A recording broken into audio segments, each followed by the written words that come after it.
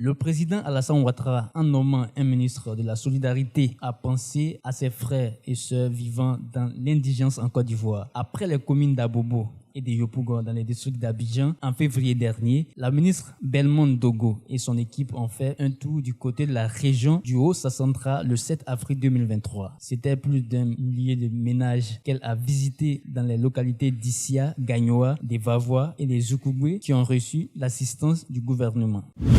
L'Afrique du Sud doit accueillir en août un sommet des BRICS qui regroupe les pays suivants: le Brésil, la Chine, l'Inde et la Russie. Et ce, en présence des chefs d'État et particulièrement Vladimir Poutine. Le porte-parole du président sud-africain, Cyril Ramaphosa, s'est exprimé mercredi au sujet du mandat d'arrêt international dont fait l'objet le chef d'État russe en rapport avec un éventuel doute qui planerait sur la tenue de ces assises. Pour Vincent Magwenya, ce sommet des BRICS réunit l'Afrique du Sud, le Brésil, la Chine, l'Inde et la Russie. Ajoutant que ce mandat d'arrêt de la Cour pénale internationale met des bâtons dans les roues du pays.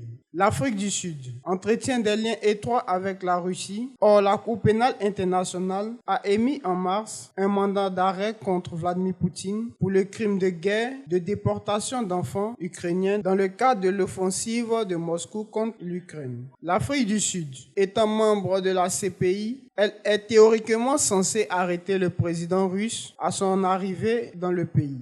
L'Afrique du Sud est critiquée depuis le début de la guerre en Ukraine pour sa proximité avec Moscou.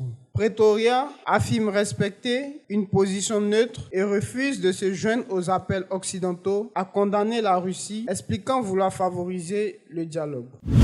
Le Fonds monétaire international a publié un rapport sur la stabilité financière du monde ce mardi 11 avril 2023. L'organisation en a profité pour faire des mises en garde concernant la situation difficile que va connaître l'économie du monde en général. Toutefois, l'organisation a légèrement revu à la hausse les économies des États-Unis et de l'Europe qui se sont avérées plus résistantes que prévu malgré ces taux d'intérêt beaucoup plus élevés et le choc de l'invasion de l'Ukraine par la Russie. L'économie mondiale reste sur la voie d'une reprise progressive après la pandémie et la guerre de la Russie en Ukraine. La réouverture de l'économie chinoise est en train de rebondir fortement. Les perturbations de la chaîne d'approvisionnement se résorbent, tandis que les perturbations des marchés de l'énergie et de l'alimentation causées par la guerre s'estompent, a analysé Pierre-Olivier Gourenkas, conseiller économique et directeur des études du FMI. Mais les perspectives de l'économie mondiale pour cette année se sont assombries face à une inflation chroniquement élevée, à la hausse des taux d'intérêt et aux incertitudes résultant de l'effondrement de deux grandes banques américaines. Ces coûts d'emprunt toujours plus élevés devraient affaiblir la croissance économique et potentiellement déstabiliser les banques qui s'étaient habituées à des taux historiquement bas. L'instabilité bancaire récente nous rappelle cependant que la situation reste fragile. Tout d'abord, l'inflation est beaucoup plus forte que prévu il y a encore quelques mois alors que l'inflation mondiale a baissé. Cela reflète principalement un renversement brutal des prix de l'énergie et des denrées alimentaires. En revanche, les marchés émergents et les économies en développement sont déjà en plein essor dans de nombreux cas, avec une croissance en fin d'année qui s'est accélérée à 4,5% cette année, contre 2,8% l'année dernière, a déclaré Pierre-Olivier Gourenkas. Le FMI, une organisation de 190 pays prêteurs, prévoit une inflation mondiale de 7% cette année, en baisse par rapport aux 8,7% de 2022, mais en hausse par rapport à sa prévision de janvier de 6,6% pour 2023.